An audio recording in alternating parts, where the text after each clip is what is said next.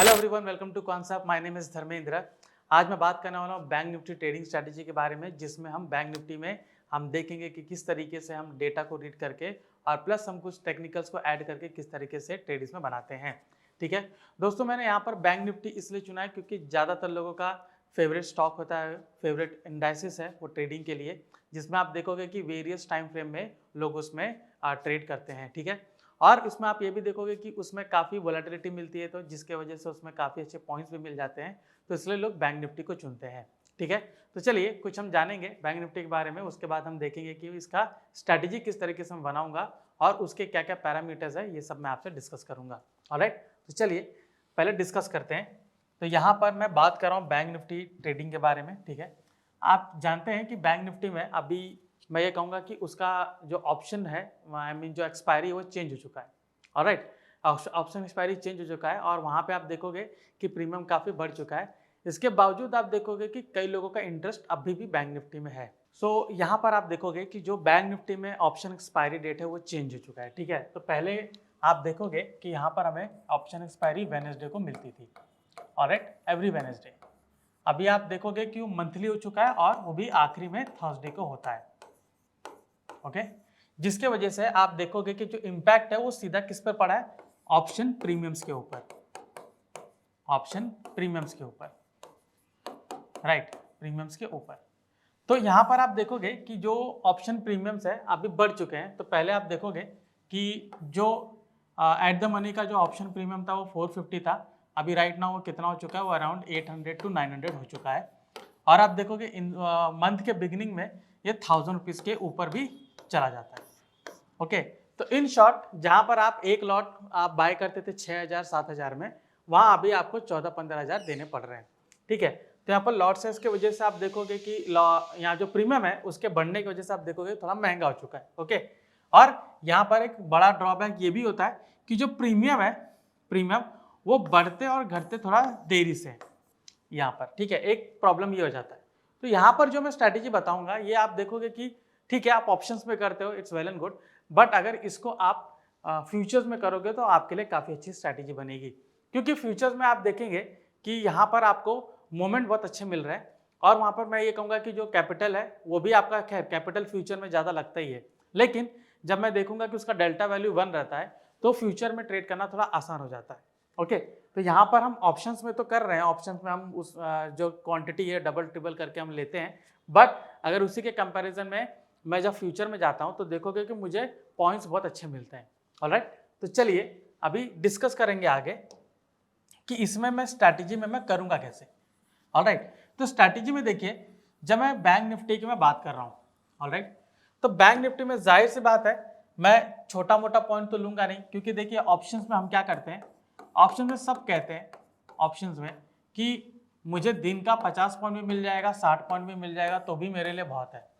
तो वो यहाँ पर क्या करते हैं, वहाँ पर 10 लॉट एंटर करते हैं या 20 लॉट एंटर करते हैं, मतलब यहाँ पर क्वांटिटी आपकी 300 है, इंटू वो 50 करते हैं, तो यहाँ पर उनको 15,000 का प्रॉफिट हो जाता है। ऑलराइट, मतलब ऐसा उनका कैलकुलेशन होता है कि मैं यहाँ पर 20 लॉट अगर मैं लेता हूँ यानी कि 300 क्वांटिटी, तो मुझे इतना मुझे मिल जाएगा।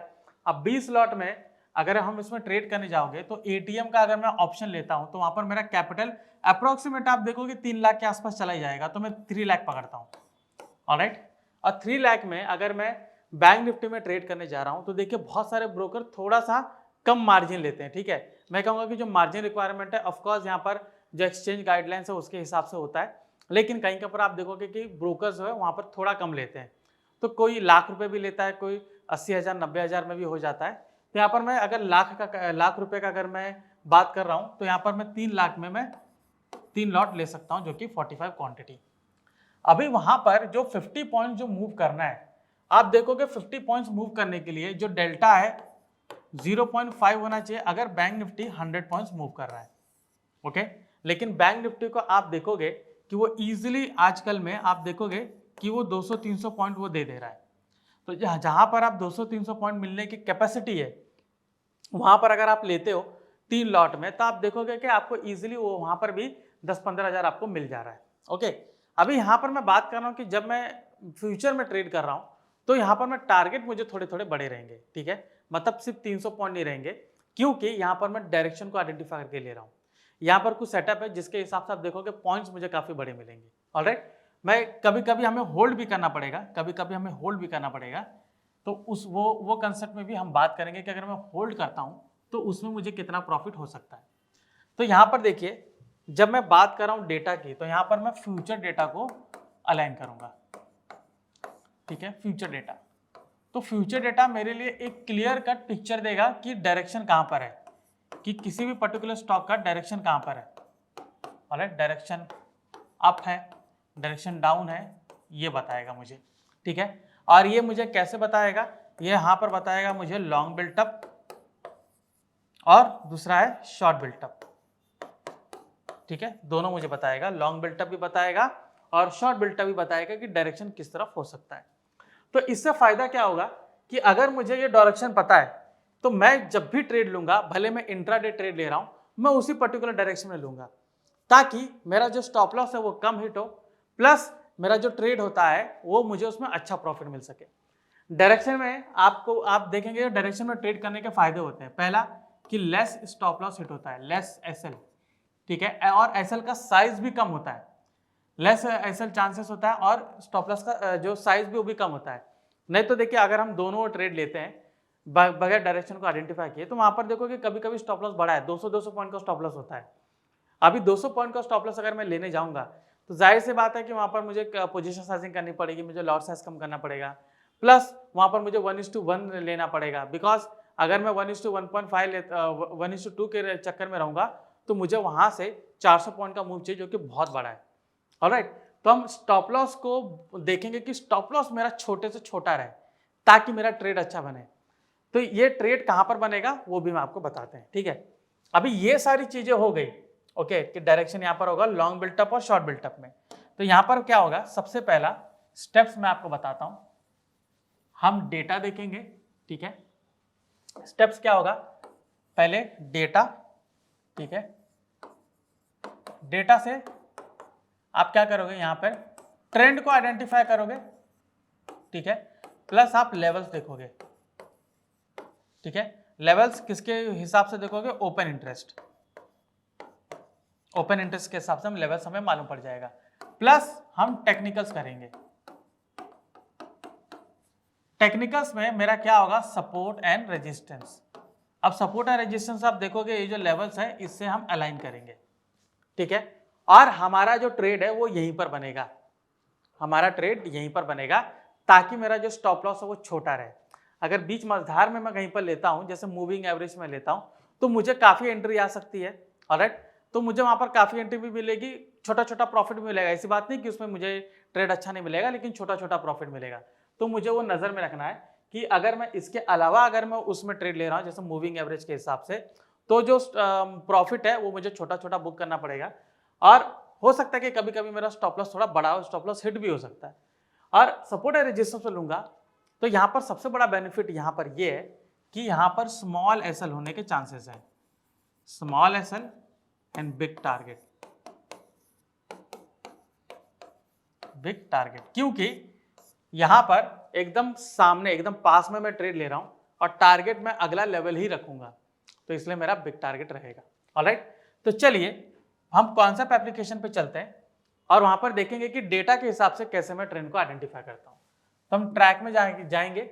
ऑलराइट, ट्रैक में जाने के बाद हम यहाँ पर क्या करेंगे, हम देखेंगे कि ट्रैक में जो बिल्टअप स्क्रिप्ट सिंबल है उसमें फ्यूचर और हिस्टोरिकल मुझे देखना है। ऑलराइट, सो फ्यूचर और हिस्टोरिकल में देखूंगा तो बिल्टअप स्क्रिप्ट सिंबल पे जाऊंगा और यहाँ पर फ्यूचर और हिस्टोरिकल, तो बैंक निफ्टी ऑलरेडी लगा हुआ है। ओके, अभी यहाँ पर आप चीज देखिए कि आपको लॉन्ग बिल्टअप, शॉर्ट बिल्टअप सब दिखता है। ऑलराइट, मुझे यहाँ पर क्या देखना है कि अगर शॉर्ट बिल्टअप बना है तो प्राइस उसको फॉलो करना चाहिए। ऑलराइट, कई बार आप देखोगे कि लोग ये पूछते हैं कि यहाँ पर लॉन्ग बिल्टअप बना था लेकिन प्राइस नीचे गया, शॉर्ट बिल्टअप बना था लेकिन प्राइस ऊपर गया, ठीक है। तो देखिए यहाँ पर क्या होगा कि ट्रेंड वो डेटा को फॉलो नहीं कर रहा है, ठीक है। माइट भी हो सकता है कि वहां पर मैं कहूंगा कि जो सेलिंग परसेंटेज है वो थोड़ा कम हो। ऑलराइट, बिग बार बन रहा है लेकिन आप देखो कि प्राइस का मोमेंटम ऐसा नहीं होता। तो यहाँ पर मैं क्या करूंगा, मैं देखूंगा कि जो मेरा शॉर्ट बिल्टअप बन रहा है प्राइस उसको फॉलो करना चाहिए, और लॉन्ग बिल्टअप बना तो भी उसमें प्राइस उसको फॉलो करना चाहिए, सस्टेन करना चाहिए, उसको कंटिन्यूसली आगे बढ़ना चाहिए। अगर वो कंटिन्यूसली आगे नहीं बढ़ता मतलब वो डेटा अच्छा नहीं है और ट्रेंड भी अच्छा नहीं है, ठीक है। जैसे आप देखिए यहाँ पर, ये देखिए यहाँ पर आपका लॉन्ग बिल्टअप बना था, प्राइस देख सकते हो उसी दिन ऊपर था, अगले दिन नीचे हो गया। अगले दिन देख सकते हो शॉर्ट बिल्टअप यहाँ पर बना हुआ है और प्राइस अगले दिन उसको फॉलो किया, नीचे गया, यहाँ पर शॉर्ट बिल्टअप बना, लॉन्ग अनवाइंडिंग हुई। इससे हम क्या समझते हैं कि जो लॉन्ग बिल्टअप बना था वो वाले अनवाइंडिंग कर रहे हैं। आगे देखिए यहाँ पर थोड़ी शॉर्ट कवरिंग हुई, ठीक है। अभी ये कैंडल के बारे में शॉर्ट कवरिंग यहाँ पर कम हुई, ठीक है। और उसी के बाद देख सकते हो अगेन लॉन्ग बिल्टअप बना। अभी ये है कि लॉन्ग बिल्टअप बना लेकिन प्राइस उसके बाद फिर से सस्टेन नहीं किया। तो यहाँ पर आप देखोगे कि जो भी ऊपर जाने की फिराक में था नहीं गया, क्योंकि ये लॉन्ग बिल्टअप जो पहले बना था यहाँ पर आप देखोगे कि इसको बिल्कुल भी क्रॉस नहीं किया, उसी प्राइस पे आया, ऑलराइट, और वहीं से रिटर्न हुआ। तो आप समझ जाइए कि ये जो पहले वाला हाई बनाया था ये एक रेजिस्टेंस बनाया था और यहाँ पे डाउन साइड आप देखो फॉलो किया। तो पहले ही आप देख सकते हो कि डाउन साइड यहाँ ट्रेंड मिल चुका है। अभी अप ट्रेंड मिला, अगर अप ट्रेंड इसको जाना होता तो ये रेजिस्टेंस को ब्रेक कर चुका होता, जो कि उसने नहीं किया। अगले दिन देख सकते हो कि यहाँ पर वापस से शॉर्ट बिल्टअप बना, मतलब इस शॉर्ट बिल्टअप को फॉलो कर रहा है और प्राइस पूरा नीचे की ओर आया हो, ठीक है। आगे आप देख सकते हो कि लॉन्ग बिल्टअप यहाँ पर बना, ठीक है। ये देख सकते हो कि यहाँ पर अनवाइंडिंग है, लॉन्ग बिल्टअप बना, प्राइस उसको फॉलो किया। देख सकते हो कि थोड़ा थोड़ा यहाँ पर डाउन साइड भी है, अप साइड भी है। तो यहाँ पर मैं कहूँगा कि जो लॉन्ग बिल्टअप बना था, शॉर्ट बिल्टअप यहाँ पर बना, शॉर्ट बिल्टअप को फॉलो किया, लॉन्ग बिल्टअप को भी फॉलो किया, लेकिन आप देख सकते हो कि पूरा यहाँ पर मार्केट ने ट्रैप किया। तो यहाँ पर मैं एक अंदाजा लगा सकता हूँ कि अगर ये लॉन्ग बिल्टअप है तो मैं आने वाले टाइम पे मैं लॉन्ग का ही ट्रेड लूंगा, ऑलराइट। और शॉर्ट बिल्टअप है तो मतलब यहाँ पर मुझे शॉर्ट का ट्रेड ज्यादा देखना चाहिए। अगर मुझे शॉर्ट का ट्रेड नहीं मिला है तो मैं ट्रेड नहीं लूंगा, ठीक है। तो यहाँ पर जो स्टॉप लॉस है वो हिट होने के चांसेस जो बहुत ज्यादा रहते हैं वो कम हो जाएंगे, ठीक है। ऐसा नहीं है कि यहाँ पर मुझे ट्रेड नहीं मिला होगा, यहाँ पर ट्रेड मिला होगा लेकिन उसमें स्टॉप लॉस हिट हुआ होगा, लेकिन स्टॉप लॉस मेरा छोटा होगा, राइट, और मेरा ज्यादा भी नहीं होगा। रीजन ये होता है कि मैंने ट्रेंड को आइडेंटिफाई किया है। अगर मैं दोनों ओर में ट्रेड लेता हूं तो मुझे वहां पर लॉस होना लाजमी है। अभी आगे आप देखोगे अगेन ये जो शॉर्ट वाला ट्रेंड है आप देख सकते हो, ये जो लॉन्ग वाला है इसको फिर से फॉलो नहीं किया, ठीक है। देखिए लॉन्ग बना यहाँ पर गया, ठीक है। उसके बाद आप देख सकते हो शॉर्ट बना, ठीक है, प्राइस उसके नीचे आ गया। तो मेरा वो जो सिग्नल बना था वो ट्रेंड वहां पर मैं कहूँगा खत्म हो गया। अभी वापस से शॉर्ट बना, अब पूरा डाउन आया। इसका लॉन्ग अनवाइंडिंग आई, शॉर्ट कवरिंग आया, फिर लॉन्ग आया, ठीक है। अगेन ऊपर नहीं गया, नीचे आ गया। तो मतलब ये जो शॉर्ट था इसको फॉलो कर रहा है और प्राइस आप देख सकते हो किस तरीके से नीचे, ऑलराइट। तो ट्रेंड आइडेंटिफाई हुआ, ट्रेंड मेरा 9 से चेंज हुआ। बीच में आप देख सकते हो कि मेरा जो ट्रेंड है वो यहाँ पर थोड़ा चेंज हुआ था, ठीक है। ये कहाँ पर चेंज हुआ था? 26 दिसंबर को, ठीक है, कि 26 दिसंबर को अप ट्रेंड आया था तो उसको फॉलो उसने किया था 27 को, ठीक है, 27 को भी फॉलो किया। लेकिन आप देख सकते हो कि 28 को, आई एम सॉरी, इसको आप देख सकते हो 30 दिसंबर और 31 को आप देख सकते हो कि डाउनफॉल हुआ, ठीक है। तो हम इसको भी रीड करेंगे, ठीक है, इसको भी रीड करेंगे। पहले 9 से देखते हैं, फिर इसको भी रीड करेंगे और आगे भी देखेंगे, ऑलराइट। तो चलिए अभी चार्ट पर चलते हैं। तो एनालाइज में जाकर मैं चार्ट ऑर्डर एंड ट्रेड को मैं सेलेक्ट करता हूँ, ओके। तो ये मेरा बैंक निफ्टी है, ऑलराइट, बैंक निफ्टी है। अभी मैं डायरेक्टली जाता हूँ 9 पे, ओके। तो डेट हम लेते हैं, यहाँ पर सीधे जाते हैं दिसंबर 9 पे, ऑलराइट, मंडे को चेंज हुआ, ओके, यस, दिसंबर 9। आप देख सकते हो दिसंबर 9 को जो ट्रेंड यहाँ पर चेंज हुआ। अभी दिसंबर 9 के पहले, 9 के बाद आप देखोगे यहाँ पर 9 को ट्रेंड चेंज हुआ और यहाँ पर एक हाई बनाया, ऑलराइट, ये पूरा हाई बनाया। इसके पहले भी आप देख सकते हो हाई है। तो हम क्या करेंगे, हम इसको रेजिस्टेंस मार्क करेंगे, ठीक है। हम ये जानेंगे कि ये ऊपर हाई इसने बनाया पहले का भी, तो मतलब अगर इसको ब्रेक करके ऊपर जाएगा तो मेरा ट्रेंड पूरे तरीके से ऊपर है। लेकिन 9 को शॉर्ट बिल्टअप बना, देख सकते हो प्राइस ऊपर ही है, शॉर्ट बिल्टअप बना। तो जब एकदम ऊपर जाके शॉर्ट बिल्टअप बनता है ना, तो समझिए कि क्वालिटी वाला डेटा, उसको फॉलो करने के चांसेस बहुत ज्यादा बढ़ जाते हैं। तो यहाँ पर क्या होगा, ये इसने रेजिस्टेंस ऑलरेडी बनाया था, ठीक है, और 9 को शॉर्ट बिल्टअप बनना शुरू हुआ। आप देखेंगे कि 9 को जो शॉर्ट बिल्टअप बना, यहाँ पर आप देख सकते हो, यहाँ से आप देख सकते हो पूरा डाउन ट्रेंड कैसे आया, ठीक है। और इसी को अगर आगे फॉलो करके बनाए तो कैसे बनाए, यहाँ पर देखिए शॉर्ट बिल्टअप जब 9 को बनाया, ये 9 दिसंबर 11:20, ऑलराइट, देख सकते हो कि 9 दिसंबर को यहाँ तक पूरा यहाँ पर क्लोज करके आया, ठीक है। मान लीजिए हमने 9 का वेट किया कि 9 को शॉर्ट बिल्टअप बना था, तो 9 को हमने ट्रेड नहीं लिया। हम ट्रेड कहाँ पर लेंगे, हम ट्रेड लेंगे ये जो लेवल बनाया इसके ब्रेकडाउन पे लेंगे, नहीं तो ऊपर जाके रेजिस्टेंस पे जब टच करेगा तब हम ट्रेड लेंगे, और वहां पे मैं ऑर्डर बुक का इस्तेमाल करूंगा जो मुझे बताएगा साइमल्टेनियसली कि कहां पर सेलर ज्यादा हावी है। ओके, तो हम क्या करेंगे, हमने ये लेवल्स यहाँ पर बनाया कि ये लो लेवल है, यहाँ पे देख सकते हो, ठीक है, लेवल यहाँ पर बनाया हुआ है। इसको रिटेस्ट भी किया यहाँ पर, लेकिन मैं ये लेवल यहाँ पर बनाऊंगा क्योंकि उसको बार बार यहाँ पर टेस्ट करना है। अभी आप देखिए आगे, वही जो मैंने रेजिस्टेंस बनाया, ठीक है, वही जो मैंने रेजिस्टेंस बनाया, आप देख सकते हो कि यहाँ पर उसी को रिटेस्ट वापस से किया। और आप देखिए कि यहाँ पर बायर और सेलर इनिशिएटेड क्वांटिटी देखिए, ऑर्डर बुक में 200 सेलर हैं और 2000 मेरे 200 बायर हैं, 2000 मेरे सेलर हैं। जाहिर सी बात है यहाँ पर सेलर ज्यादा हावी है, ज्यादा डोमिनेंट है, तो मैं क्या करूंगा, मैं उसका लो ब्रेक करने का वेट करूंगा। और आप देखिए नेक्स्ट कैंडल इनसाइड बनी, ठीक है, एक और कंफर्मेशन हो गया, इनसाइड बार बना है, राइट, और उसका लो नीचे ब्रेक किया, और वहां पे आप देख सकते हो 90 मेरे बायर हैं, 585 मेरे सेलर हैं, ग्रेटर कंफर्मेशन। तो आप ये देखिए यहां पर अगर मैं ट्रेड एग्जीक्यूट करता हूं, ठीक है, यहां पर मैं ट्रेड एग्जीक्यूट करता हूं, तो यहां पर मुझे कितना पॉइंट मिलेगा, let's see short position. Okay, तो यहां पर ये रहा शॉर्ट पोजीशन, और इसी के थोड़ा सा बफर रखेंगे तो 65 पॉइंट का स्टॉप लॉस है, ठीक है, 65 पॉइंट का स्टॉप लॉस है। आप देख सकते हो कि यहां पर पूरा सस्टेन किया, मैं टारगेट यहां तक ले सकता हूं। कितना टारगेट है मेरा, 263। ऑलराइट, जैसे मैंने कहा कि मेरा स्टॉप लॉस छोटा रहेगा, टारगेट मेरे बड़े रहेंगे। 263 ऑलमोस्ट 4 टाइम्स, आप देख सकते हैं ऑलमोस्ट 1:4 का रेशियो है, ठीक है। एक मेरा ये ट्रेड बना, जैसे मैंने कहा कि मैं हमेशा डाउन साइड का ही ट्रेड लूंगा, आप देख सकते हो एक ये ट्रेड ये बना। ऑलराइट, आगे देखते हैं। ओके, ये सपोर्ट को इसने ब्रेक किया और उसके नीचे सस्टेन किया। पहले आप देख सकते हो कि उसके नीचे एक बार भी सस्टेन नहीं किया, ठीक है, यहां से पूरा आप देख सकते हो बाउंस बैक किया है, ठीक है, यहां पर नीचे पूरा सस्टेन कर रहा है, तो क्लियरली कि ये जो ब्रेकडाउन किया है ये मुझे अच्छा कंडीशन बता रहा है कि यहाँ से नीचे जा सकता है। ऑलराइट, अभी यहाँ पर आप देखिए, यहाँ पर आप देखिए ये जो ब्रेकडाउन किया ये कैंडल पे, ठीक है, मेरे सेलर कितने हैं, ठीक है, आसपास है सेलर और बायर 1600 ऐसा कुछ है, ठीक है। वहां पर नीचे आप देख सकते हो कि 1300 मेरे सेलर हैं और 240 मेरे बायर हैं, ठीक है। अगेन मैं आगे देखता हूँ, 180 मेरे बायर हैं और 190 मेरे सेलर हैं, ठीक है। हर एक कैंडल पे आप देखिए कैसा सिचुएशन बना है, 180 मेरे बायर हैं, 1600 मेरे सेलर हैं, ठीक है, यहाँ पर आप देख सकते हो। तो मैं यहाँ पर क्या देख रहा हूँ, मैं सेलर का डोमिनेंस लेवल देख रहा हूँ, और एक बार ये जो कैंडल जो बनी यहाँ पर, इसका हाई एक बार भी ब्रेक नहीं किया। आप देख सकते हो कि उसी के हाई से यहाँ पर रिजेक्शन मिला है, उसी के हाई से, और ये जो ब्रेकआउट किया 510 ही बायर्स हैं, 300 सेलर्स हैं, ठीक है।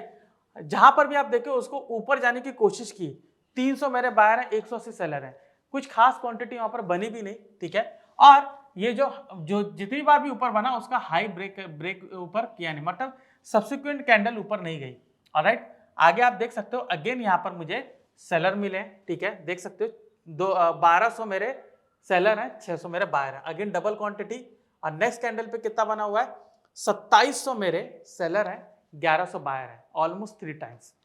मेरा ट्रेड यहाँ पर बनेगा, मेरा ट्रेड यहाँ पर बनेगा, मेरा ट्रेड यहाँ पर भी बन सकता है, क्योंकि यहाँ पर भी आप देख सकते हो कि 660 मेरे सेलर हैं, 45 मेरे बायर हैं, ठीक है। उसका लो यहाँ पर ब्रेक किया, उस पर आप देख सकते हो 480 मेरे सेलर हैं, 180 बायर हैं। तो आप अगर यहाँ पर नहीं ले रहे तो यहाँ पर ले सकते हो, यहाँ पर भी ले सकते हो। तो मैं यहाँ पर लूंगा क्योंकि मुझे कंडीशन अच्छी मिल रही है, ठीक है, यहाँ पर मुझे ज्यादा अच्छी कंडीशन मिल रही है, लेकिन ये मार्केट क्लोजिंग की बात है, रनिंग में मुझे ये पहला कंडीशन अच्छा दिखेगा तो मैं यहाँ पर ट्रेड लूंगा, राइट। तो हम क्या करते हैं, हम अगेन यहाँ पर सेल ऑर्डर लगाते हैं, ठीक है, सेल ऑर्डर यहाँ पर लगाते हैं, तो मेरा स्टॉप लॉस होगा यहाँ पे और ये मेरा सेल ऑर्डर होगा, ठीक है। अगेन मुझे 65 पॉइंट मुझे मिल रहा है, ठीक है, मैं होल्ड करूंगा। अभी आप यहाँ पर पॉइंट देखिए, पूरा ब्रेक किया है, देख सकते हो यहाँ पर थोड़ा सस्टेन किया है, तो मैं यहाँ पर ले लेता हूँ, 500-600 पॉइंट मुझे मिला, 563 पॉइंट मुझे मिला हुआ है। तो आप ये देखिए कि किस तरीके से ये अगर एक ही ट्रेंड पे मैं पकड़ रहा हूँ तो कैसा मुझे पॉइंट मिल रहा है। मार्केट यहाँ से ऊपर गया, हम इसमें बिल्कुल नहीं लेंगे, हम क्या देखेंगे कि इसी लेवल को रिटेस्ट करके नीचे आ रहा है कि नहीं। देख सकते हो कि एक बार कैंडल सब बन रही है, उसका लो नहीं ब्रेक कर रही है, उस पर बायर सेलर में भी डिफरेंसेस ज्यादा नहीं है, तो यहाँ पर कंडीशन बना नहीं। आगे देखिए सेम जो रेजिस्टेंस जहां पर हमने पहले ट्रेड लिया था वहां पर देखिए वापस से बना है, वापस से देख सकते हो कि इसमें सेलर आप देख सकते हो कि 1300 है, 3000 मेरे बायर है, ठीक है। तो कंडीशन यहाँ पर मैच नहीं कर रही, इट्स ओके, कोई बात नहीं। अभी 1300 मेरे सेलर हैं, 800 मेरे बायर हैं। यहाँ पर आप देख सकते हो 300 मेरे सेलर हैं, 300 मेरे बायर हैं, 900 सेलर, तो यहाँ मेरा क्वांटिटी बन रही है। अब यहाँ पर ब्रेक किया, वहां पर 1200 सेलर है, 1400 मेरे बायर है, तो थोड़ा मैं कहूंगा कि रिस्की वाला ट्रेड है। तो अगर मैं यहाँ पर ट्रेड भी लेता हूं तो आप देख सकते हो कि यहाँ पर मुझे मिला भी नहीं है। ओके, अगेन हम क्या करते हैं कि चलिए अगर हमने ट्रेड ले भी लिया तो इसको कंटिन्यू फॉलो करेंगे। अभी यहाँ पर आप देख सकते हो कि ये आगे गया, वहां पर भी बायर और सेलर बराबर ही है, और उसका अगला कैंडल पे भी देख सकते हो कुछ खास डिफरेंसेस नहीं है। फिर यहाँ पर देखिए आपको 360 मेरे सेलर हैं, 750 मेरे बायर हैं, और उसका जो लो ब्रेक की वहां पर 1000 मेरे बायर हैं, 1300 सेलर है। यहाँ कंडीशन थोड़ी बहुत मैच करी, तो इसी के जैसा है। तो यहाँ पर अगर मैं ट्रेड लेता हूँ तो आप देखिए यहाँ पर इस तरीके से फॉलो किया है, ऑलराइट, पूरा यहाँ पर फॉलो किया है। तो ये अगर यहाँ पर भी ट्रेड लेते हैं तो मैं होल्ड करता तो मुझे ऐसा मिल सकता है। और देखो कि यहाँ पे 17 तारीख को जब मार्केट ओपन हुआ, ऑलराइट, ये 17 तारीख का है, आप देख सकते हो मार्केट यहाँ पर ओपन हुआ, ठीक है। तो पहला कैंडल पे आप देख सकते हो कि मुझे बायर और सेलर में कुछ खास फर्क नहीं पड़ा। आगे देख सकते हो कि इनसाइड बार बनी, उसमें देखिए 3000 मेरे सेलर हैं और 2000 मेरे बायर हैं। फिर देखिए 1300 मेरे सेलर हैं, 800 बायर हैं, और सब्सिक्वेंटली उसका लो ब्रेक कर रहा है जहां पे मुझे 4-5 हजार मुझे सेलर दिख रहे हैं। तो आप देख सकते हो कि किस तरीके से फॉल डाउन हुआ। तो यहाँ पर आप देख सकते हो कि बीच में एक अप ट्रेंड मिला, ठीक है, नो डाउट उसमें अगर किसी ने ट्रेड लिया होगा तो उसको प्रॉफिट मिला होगा, लेकिन हम ये ट्रेड नहीं लेंगे क्योंकि ट्रेंड मेरा डाउन साइड की ओर है, ठीक है। तो आगे देखिए पूरा किस तरीके से नीचे मुझे फॉल मिला है। अभी यहाँ पर आप देख सकते हो कि जब 26-27, ठीक है, 27-30 की मैं बात कर रहा हूँ, जहाँ पर मुझे ट्रेड मिला होगा, जहाँ पर मैं कहूँगा कि एसएल बीट हुआ होगा, ठीक है। ये देखिए वापस से डाउन ट्रेंड यहाँ पर मिला है, उसी रेजिस्टेंस पे जहाँ पे रजिस्ट कर रहा है उसी पे आपको देखना है कि बायर सेलर में अंतर क्या है, ठीक है। ये देखिए इसमें आपको दिख रहा है 10,000 मेरे सेलर हैं, 5,000 मेरे बायर हैं, उसका लो ब्रेक कर रही है, ठीक है, उसका लो ब्रेक कर रहा है। अगेन उसमें देख सकते हो कि मेरे यहाँ पर 11,000 मेरे सेलर हैं, उसका सब्सिक्वेंटली आप देख सकते हो कि सेलर कई जगह डोमिनेंट ज्यादा हो रहे हैं, ठीक है। तो यहाँ से पूरा फॉल डाउन मुझे वापस से मिलेगा। अगेन देख सकते हो कि उसको वापस से फॉलो किया है। अप ट्रेंड आपको मिलेगा लेकिन डाउन ट्रेंड आपको काफी अच्छा मिलेगा, बड़े बड़े पॉइंट मिलेंगे। देख सकते हो 15,000 मेरे सेलर हैं, 7,000 मेरे बायर हैं, उनका लो ब्रेक हुआ इस कैंडल पे, 6,000 मेरे सेलर हैं, यहीं पर मैं ट्रेड लूंगा और देख सकते हो कितना अच्छा फॉल मिला हुआ है। अभी आगे चलते हैं 30-31 को, ठीक है, देख सकते हो 26-27 को मुझे कुछ खास मिला नहीं है, वहां पर देख सकते हो किस तरीके से बना हुआ है। लेकिन अगर मैं यहाँ पे ट्रेड भी लेता हूँ बायर के हिसाब से भी, तो भी देख सकते हो मैंने सपोर्ट पे लिया है, तो उसमें मैं कहूंगा कि मेरा स्टॉप लॉस हिट नहीं हुआ है। ओके, तो यहाँ पर आप एक चीज देखिए कि अगर ट्रेंड को फॉलो कर रहे हो तो यहाँ पर आपका स्टॉप लॉस जो छोटा होगा, जैसे मैंने आपको बताया 60-65 पॉइंट का स्टॉप लॉस था, 200-500 पॉइंट आपको टारगेट मिल रहा है। तो इस तरीके से बैंक निफ्टी में अगर फ्यूचर में ट्रेड करते हो तो आपको काफी अच्छा प्रॉफिट हो सकता है। ऑलराइट, तो ये था सेशन बैंक निफ्टी ट्रेडिंग के बारे में जिसमें हम फ्यूचर में ट्रेड कर सकते हैं। ऑलराइट, और भी ऐसे जानकारी पूर्ण वीडियो जानने के लिए कॉन्सेप्ट से जुड़े रहिए। और भी और मैं ये कहूँगा कि अगर ये वीडियो आपको पसंद है तो प्लीज़ लाइक एंड शेयर कीजिएगा। मैं धर्मेंद्र राजभर, आपका धन्यवाद।